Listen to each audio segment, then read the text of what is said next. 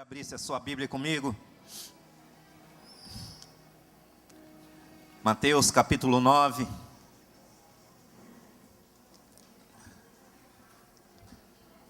partir do versículo 35. Ô Jonas, me dá um socorro aqui. Providencia uma água para mim, que a minha garganta está meio que no limite, por favor.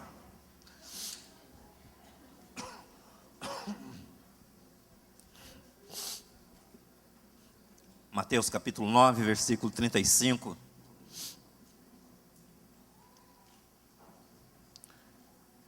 Todos acharam aí, queridos? Aleluia.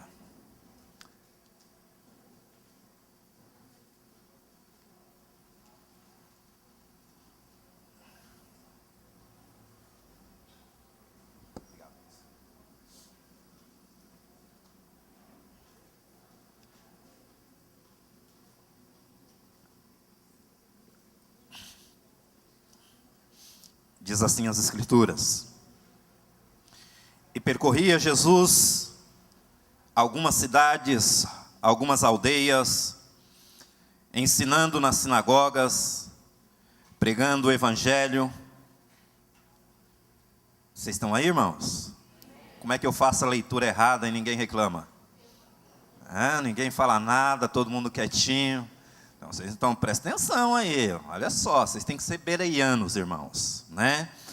Os irmãos de Bereia, diz lá, a palavra de Deus lá em Atos, diz que eles eram mais nobres do que os demais irmãos, porque eles conferiam pelas Escrituras se tudo aquilo que os discípulos falavam, os apóstolos falavam, estavam corretos. Então presta atenção aí, fica atento aí. Eu faço isso para ver se você está prestando atenção, para ver se você está antenado aí, para você estar junto comigo aqui, não pode ficar distraído não.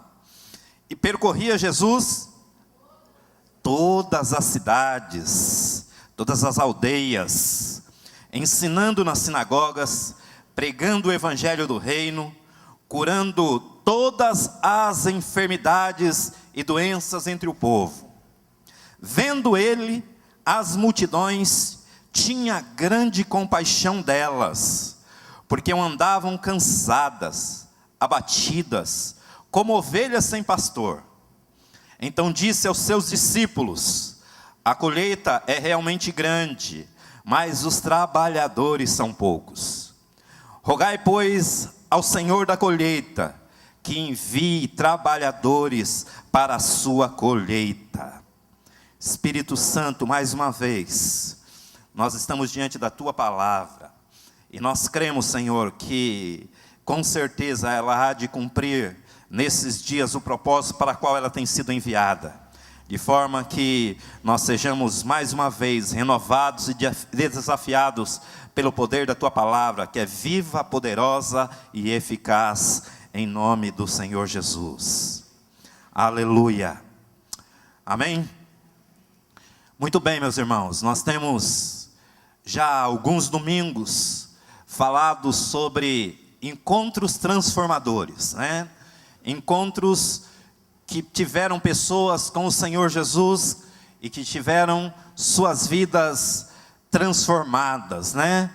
Vimos aqui o encontro de Jesus com a mulher samaritana, vemos Jesus encontrando com aquele cego, vemos Jesus ali no tanque de Betesda e tantas outras realidades que nós podemos aqui compartilhar juntos, dentro do contexto da realidade da palavra.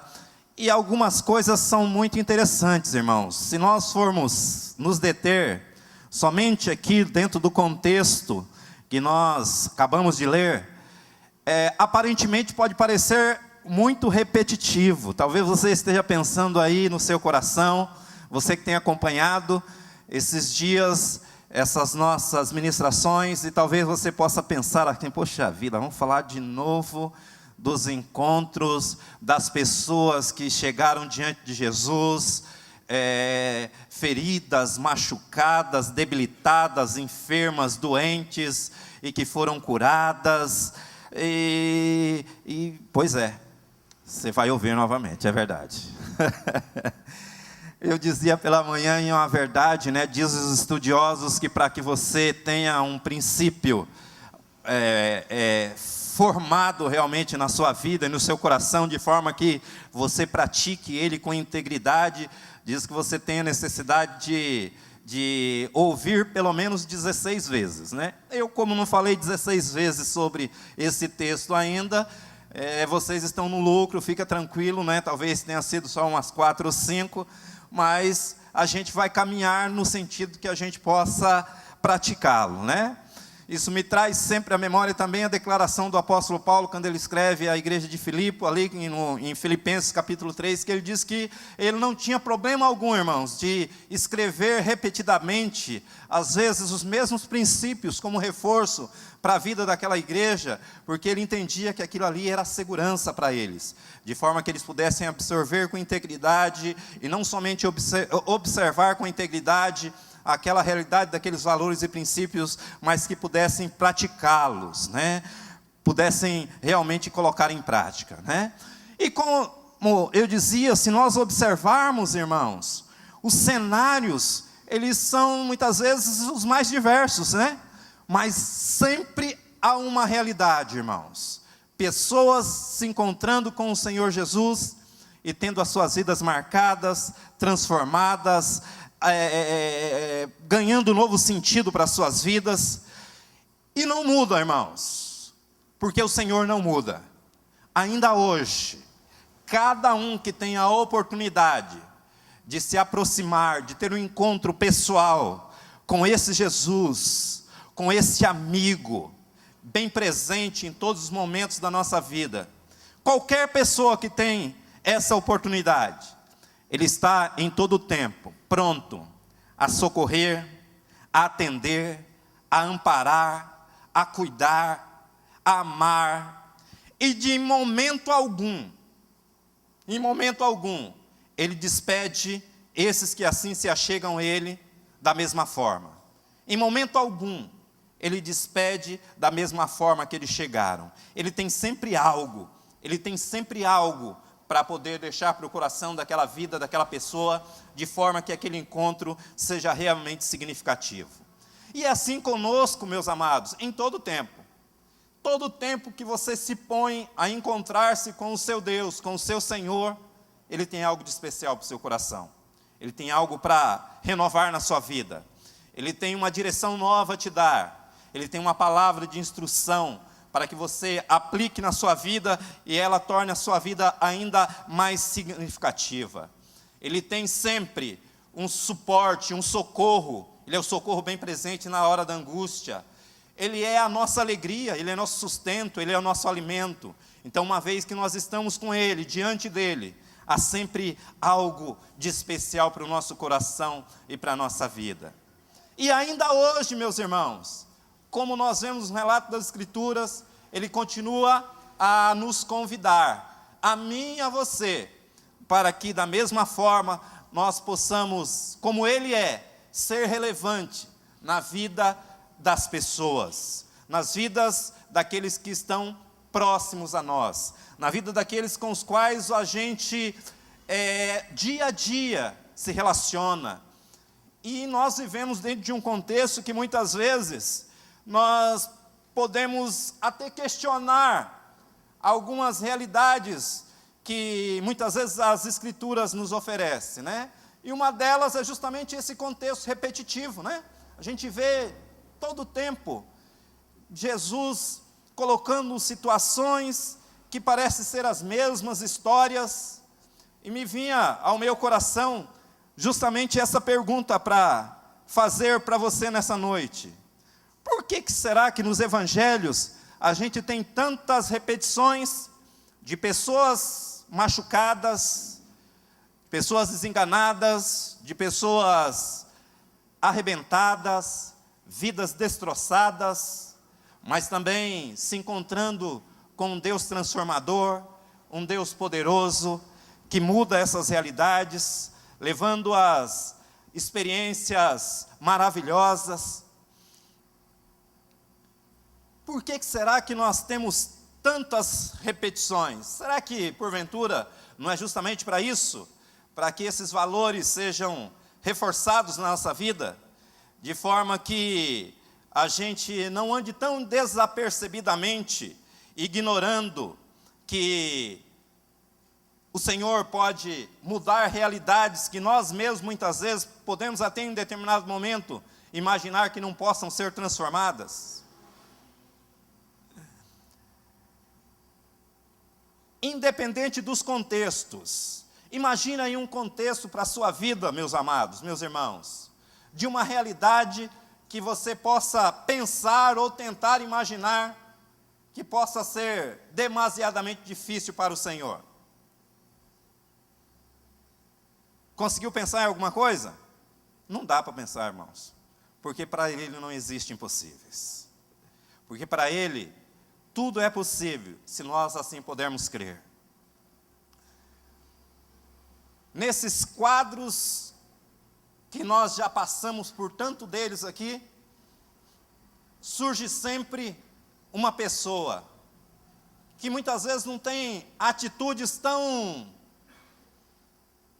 grandes, mas ao mesmo tempo são atitudes muito contundentes. Às vezes, gestos muito simples, mas que fazem toda a diferença. Muitas vezes, atitudes até reprovadas, mas que marca a vida das pessoas, né? Eu até pensando nisso tudo, eu não teve como eu não voltar um pouquinho naquilo que nós já ouvimos aqui, né? Uma condição onde um cego, Jesus joga saliva no chão, faz um lodozinho lá e passa nos olhos do cego. Um toque para muitos talvez até grosseiro, não é verdade? Mas que mudou a vida daquela pessoa. Ao ponto de quando ele é questionado sobre aquela realidade pela qual ele tinha vivido e de quem a transformação que ele tinha, pela qual ele tinha sido alcançado e vivenciado, ele foi muito claro na declaração dele. Quando questionaram a respeito de quem havia feito aquilo, ele disse: olha, quem era eu não sei, eu sei que eu era cego e agora eu vejo. Sem importar-se com aquilo que pudesse ter ocorrido, mas entendendo que a sua vida tinha sido alcançada no seu corpo. Sim, é verdade, aquela deformidade física havia sido sanada, mas que também ele pôde ter um encontro e reconhecer quem era o Senhor, e uma vez que isso for uma realidade para a sua vida, ele pôde dizer: eu quero poder te adorar em todo o tempo. Vida que foi, num simples gesto, alcançado, e teve a sua vida assim, marcada e transformada.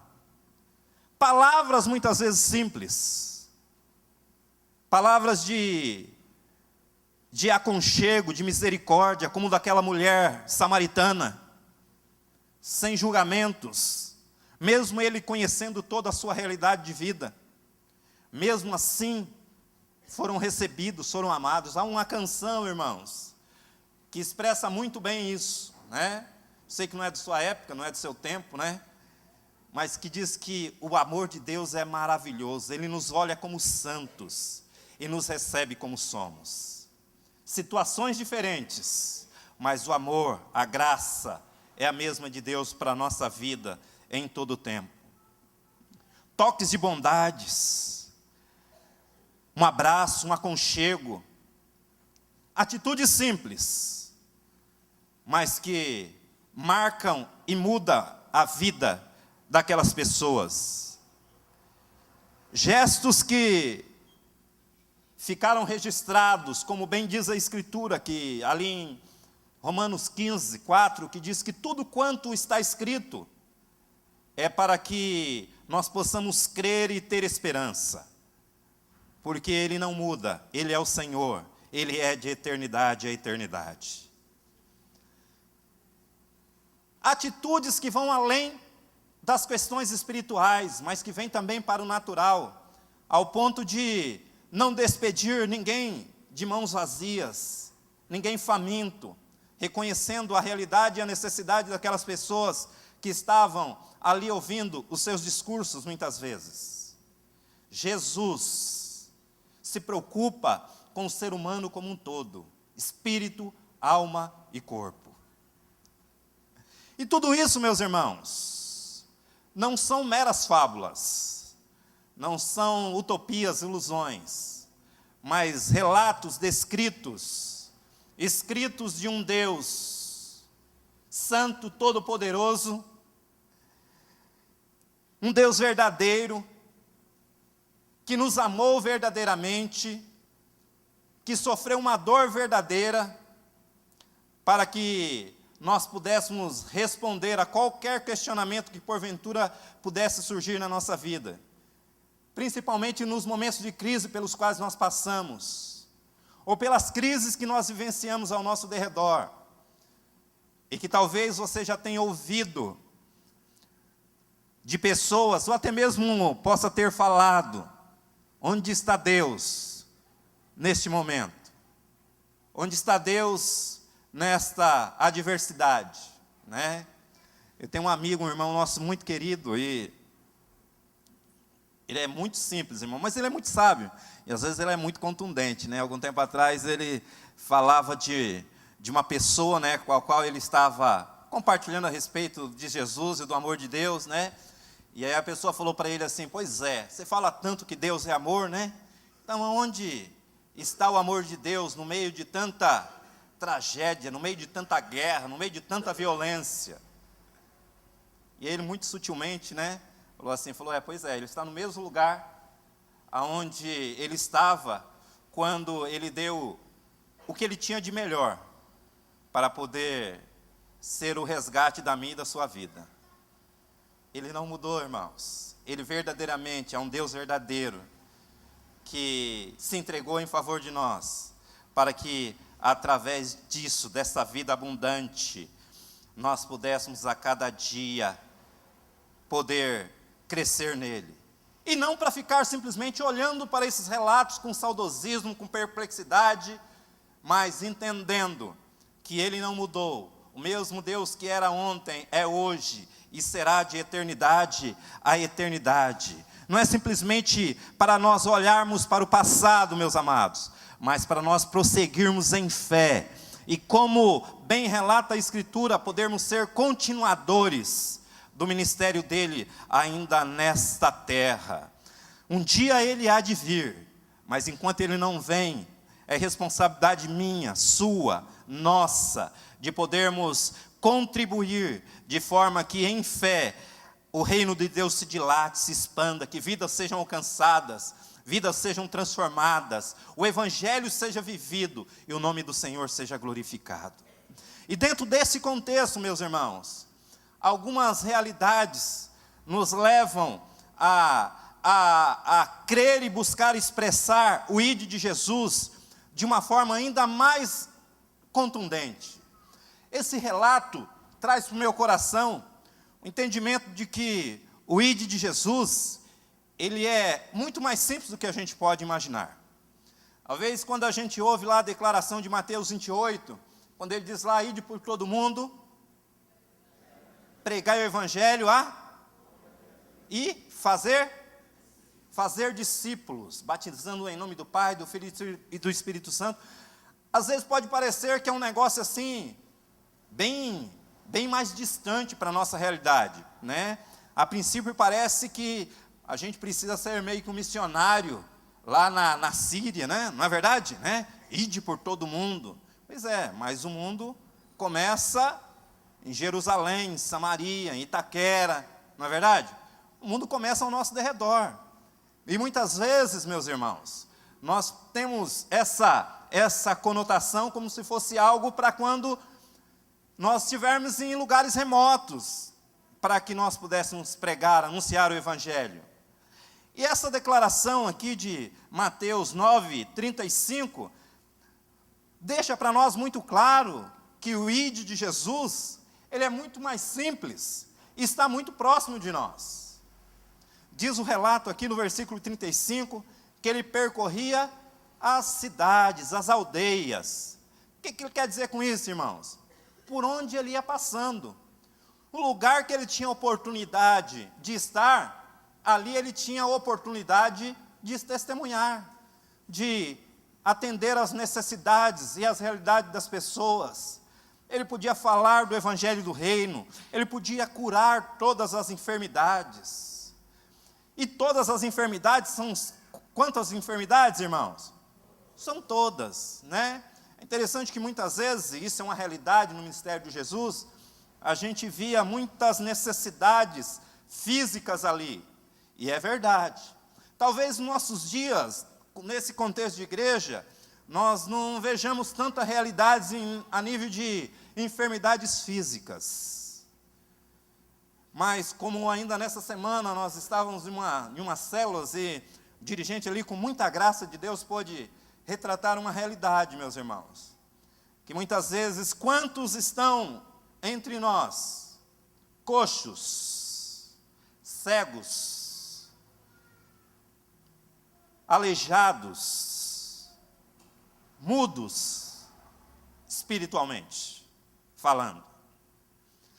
Quantos de nós que não conseguem viver a prática da vida cristã na sua plenitude, às vezes se arrastando por algumas debilidades na sua alma, feridas que não foram cicatrizadas, amarguras que não foram sanadas, raízes de amarguras por falta de perdão, ressentimentos, mas que muitas vezes está dentro do contexto do reino de Deus, mas que não teve uma revelação clara ainda do senhorio de Cristo na sua vida, e não lançou tudo isso na cruz, e que às vezes não consegue, na sua plenitude, expressar a vida de Deus.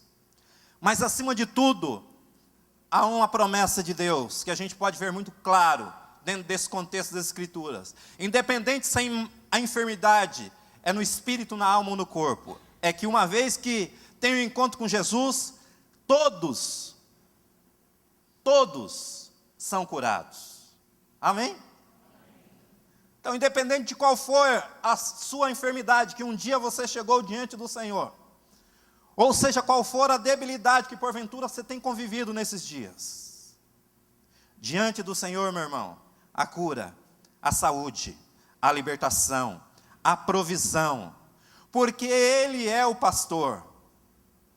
Ele é o pastor. Se ele se depara aqui com uma multidão, a qual ele podia ver que estavam como que ovelhas sem pastor, sem direção, buscando muitas vezes em tantos lugares, a satisfação para uma necessidade que só pode ser preenchida pela presença do Espírito Santo na sua vida, no seu coração.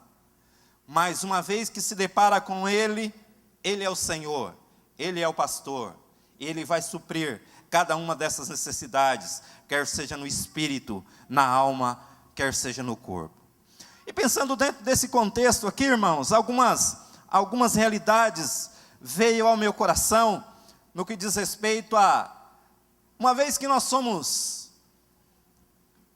pequenos cristos, e como eu dizia, ainda hoje, nesses dias, o Senhor tem nos chamado para que nós possamos cumprir com essa missão, que começou nele, mas que chegou até nós, de ver o reino se dilatando, se expandindo.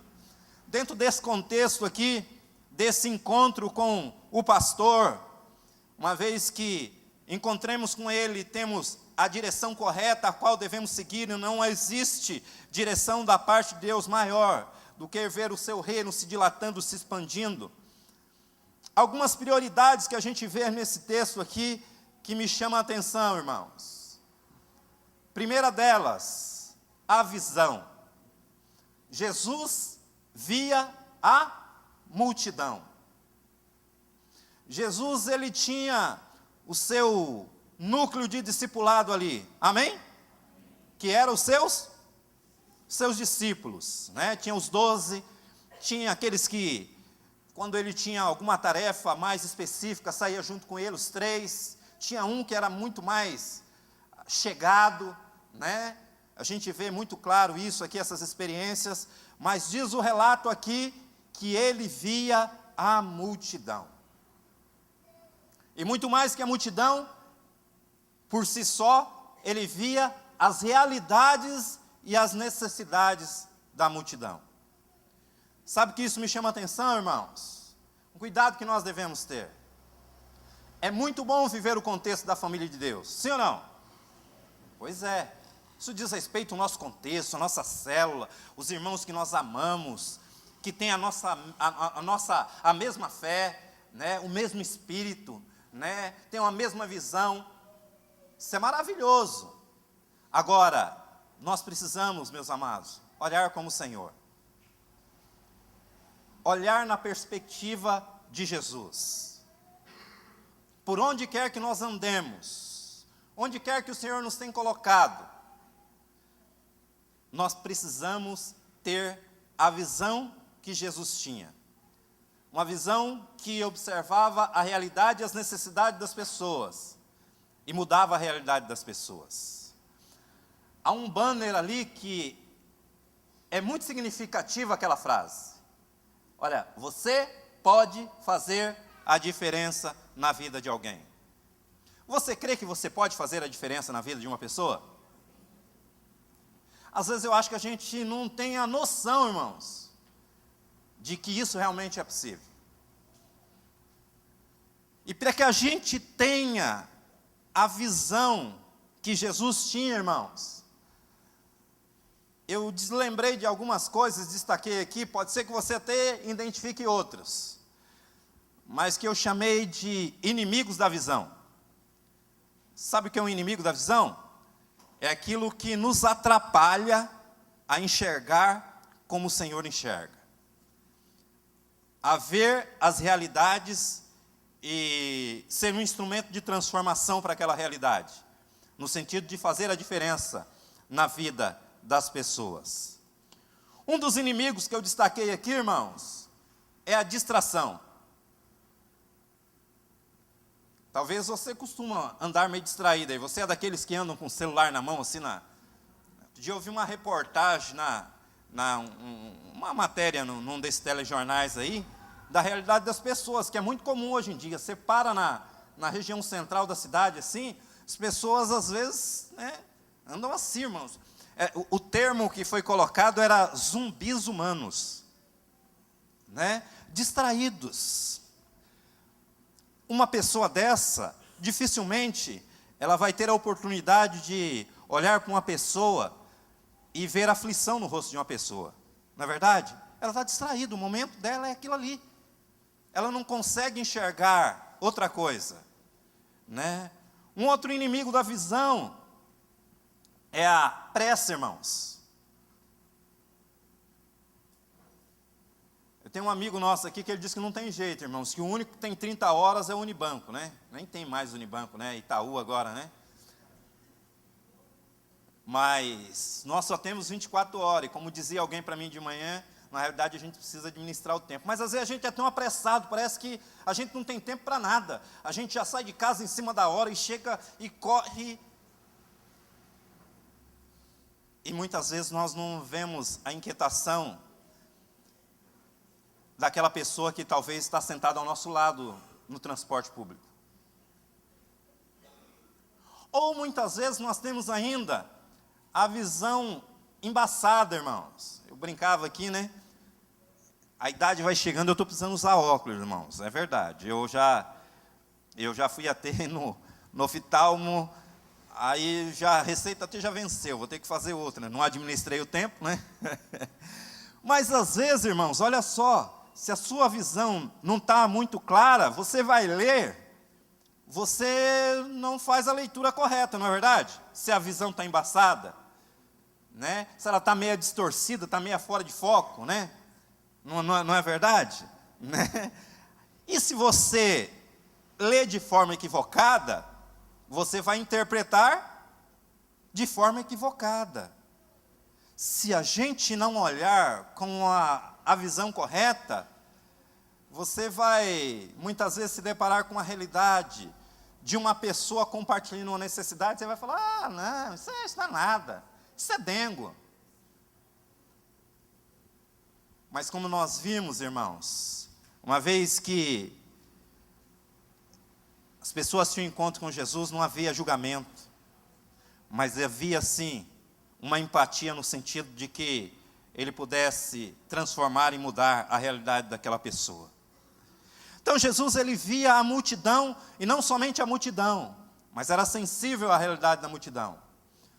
Eu citava aqui a experiência, já falei de outra vez, mas para reforçar aqui, de um irmão nosso que uma vez, passando por uma crise emocional, depressiva, ele sentou-se na calçada, irmãos, de uma rua perto do condomínio dele. Ele falou para mim que até mesmo teve pessoas que moravam com ele no condomínio e passaram por ele ali e nem o perceberam. Visão, talvez distorcida, talvez embaçada, talvez estavam muito apressados. E talvez essa é a realidade de muitos de nós, irmãos. E por que não dizer, talvez, até mesmo, sem a visão, como eu falava ainda há pouco. Mas Jesus curou a todos. A cura para mim e para você, isso é o que me conforta, meu irmão. A cura para nós. A cura para nós. Mas, muito mais do que ver, irmãos, diz o versículo 36, e aí nós podemos chamar da segunda prioridade. Jesus, ele teve compaixão. E compaixão, meu irmão, não é simplesmente nós nos depararmos com a realidade e simplesmente termos um sentimento lá de dó, de pena. Não, não é nada disso. A palavra compaixão vem de entranhas, como dizia o pastor Leandro outro dia aqui para nós. Vem de algo do íntimo. É você se identificar de forma íntima, ter empatia por aquela realidade, e não somente isto, mas a despeito da sua limitação, você buscar promover mudança naquela realidade. Promover uma atitude que leve aquela pessoa a pelo menos iniciar um passo de transformação na sua vida. A compaixão tem que nos levar a isso. A compaixão, ela tem que nos tirar da zona de conforto. A compaixão tem que fazer com que nós olhemos para além do nosso próprio umbigo. Olharmos para fora. E a igreja, irmãos, é a única organização que ela existe para os que estão de fora. Não é simplesmente para os que estão de dentro. A igreja tem que olhar para fora. E isso só pode ser possível, meus irmãos, através dessa realidade, da compaixão. Da compaixão. E uma vez que nós temos compaixão, irmãos, essa realidade tem que ser mudada em todas as esferas. No espírito, na alma e no corpo. E não há ferramenta para transformação maior do que a pregação do Evangelho. E esta é a terceira prioridade. Diz que Jesus, ele pregava o Evangelho do Reino. Jesus não pregava um Evangelho de autoajuda. Jesus não pregava um Evangelho ufanista, que busca os seus próprios interesses, mas Jesus pregava o Evangelho do Reino. Nós cantamos ainda nesta noite, venha o teu reino. Amém? Você cantou isso daí? Pois é, isso tem uma realidade, venha o teu reino. Mas o reino de Deus começa primeiro, sabe aonde, irmãos? Na nossa vida. Começa no senhorio dele sobre nós. Venha o teu reino, venha o seu governo. É nós morrermos para nós mesmos e vivermos para aquele que por nós morreu e que ressuscitou. Pregar o Evangelho do Reino é pregar o Evangelho da cruz. Como Jesus disse, quer vir? Quer vir após mim?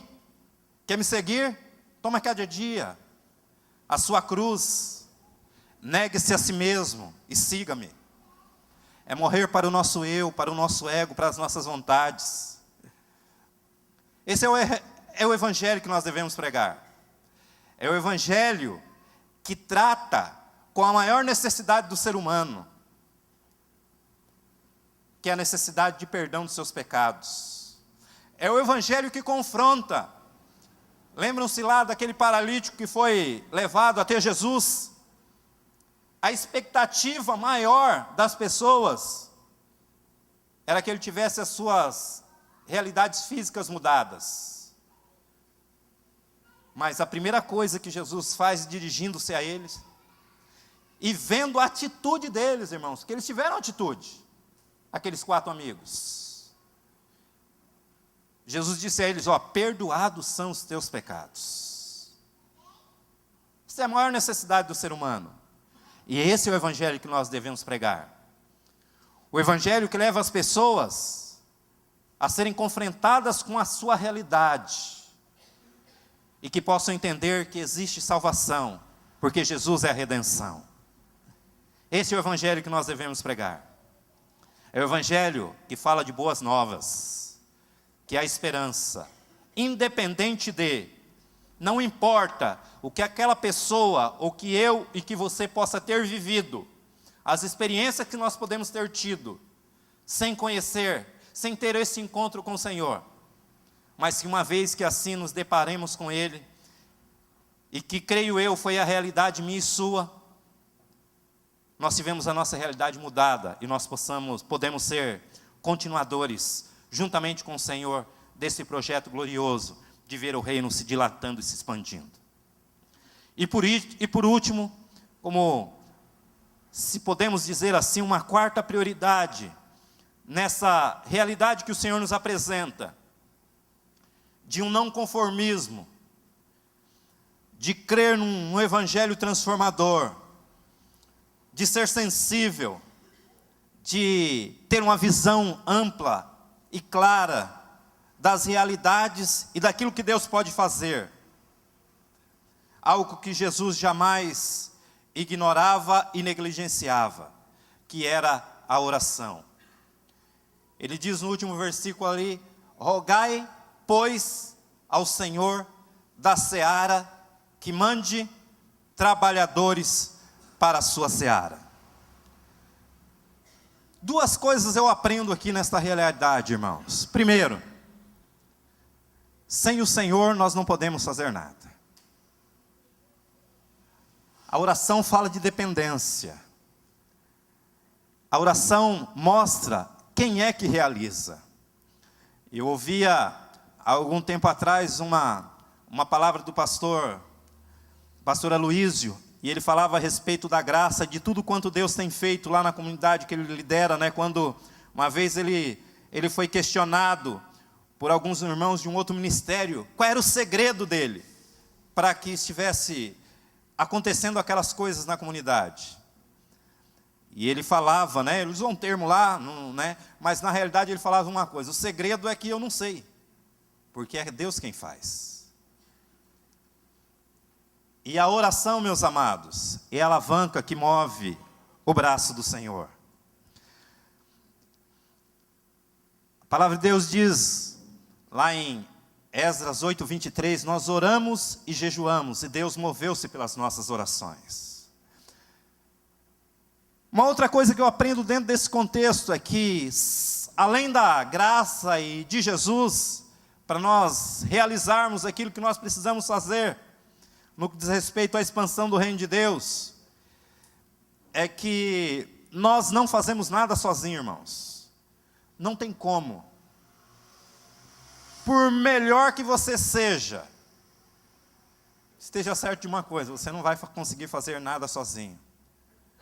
Porque a beleza da vida, da igreja, do corpo de Cristo, está na diversidade dos dons. E como bem diz muitos irmãos nossos aqui, juntos nós somos muito mais fortes. Juntos nós podemos avançar. Agora sozinhos, meus irmãos, nós vamos largar em um. A própria palavra diz que não é bom que nós estejamos só. Mas também, meus irmãos, algo que me chama a atenção é que a oração de Jesus não foi para que o desafio dele através dessa oração não foi para que tivéssemos grandes recursos financeiros, para que nós fôssemos milionários. Não que isso não possa acontecer e dessa forma investirmos ainda mais no reino de Deus. Mas a oração de Jesus, e que desafia ainda mais o meu coração nesses dias, é que ele diz: olha, rogai ao Senhor da seara, rogai para aquele que é dono da colheita, para que ele envie mais trabalhadores. Sabe, irmãos, presta atenção nisso. Há uma colheita muito grande a fazer, e são poucos os trabalhadores. Um dia eu e você, nós nos colocamos diante do Senhor, e nós podemos dizer: eis-me aqui. E ainda hoje, Ele está arregimentando trabalhadores para a sua seara. Não importa a hora, não importa a hora. Quando eu meditava a respeito disso, me lembrava daqueles trabalhadores, a parábola dos trabalhadores da vinha. Se lembram-se lá? Aqueles que foram chamados na primeira hora, na terceira hora, e aqueles que foram chamados já no final do dia. A recompensa é a mesma, mas ele ainda está procurando trabalhadores para a sua seara. Sem oração nós não vamos lá a lugar nenhum, irmãos. Mas como bem diz a palavra, oração, ela tem que ser acompanhada de ação. Nós devemos orar e agir. O tempo urge, meus irmãos. A hora é agora. E o Senhor conta com a nossa oração, mas Ele também conta com a nossa ação. De forma que a gente colocando, cada um de nós, colocando em prática essas prioridades, de ser sensíveis às realidades pelas quais nós muitas vezes temos nos deparado, seja onde quer que seja, quer seja até mesmo seu momento de lazer, no momento que você está viajando. Há 2 semanas atrás, eu fui encontrado, irmãos, por um colega meu de escola, de acho que mais ou menos uns 35 anos, irmãos. Na hora que eu consegui manter contato com ele, eu falei para minha esposa: eu tenho certeza que não é por acaso. Não é por acaso. Mas não.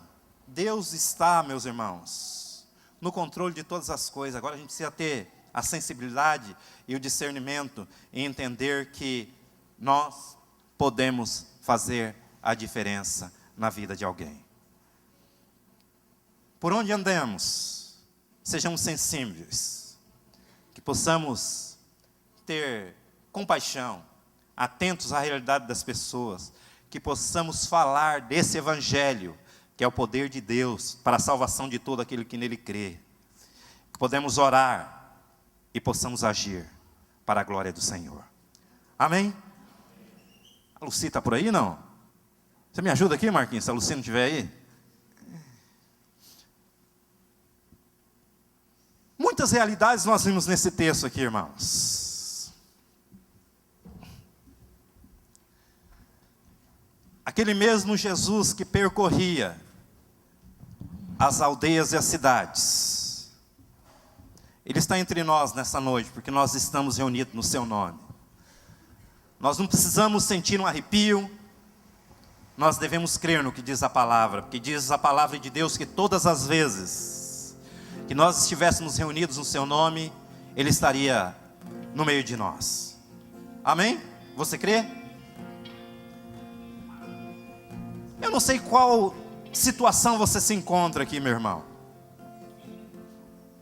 Talvez mesmo você tendo ouvido a palavra de Deus, você ainda não é um discípulo. Talvez você seja ainda alguém que se vê como multidão. Talvez você não se vê. Deus já te vê. Porque a visão de Deus a seu respeito é clara. Porque não fostes vós que escolhestes a mim, mas eu vos escolhi a vós, diz o Senhor. E vos nomeei para que vades e dei frutos, e frutos permanentes. Mas talvez você ainda se vê como multidão. Ah, isso daí não é para mim. Não sei. Mas talvez você possa ser daqueles que está ferido, está doente, está enfermo. Talvez não uma debilidade física, mas talvez emocional, espiritual. Talvez você tenha andado meio que sem direção, batendo numa porta, em outra.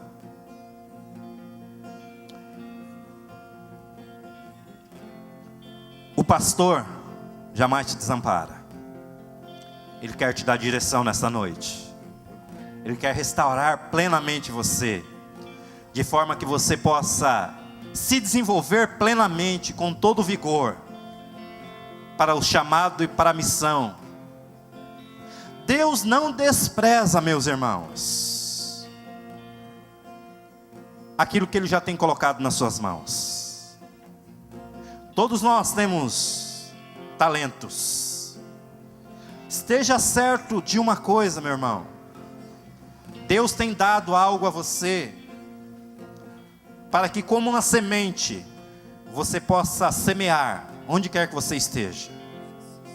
Quer seja lá na sua célula, quer seja lá no seu trabalho, na sua faculdade, no seu colégio. Não retenha a semente, porque só pode colher aquele que semeia. Amém? Gostaria que você ficasse em pé.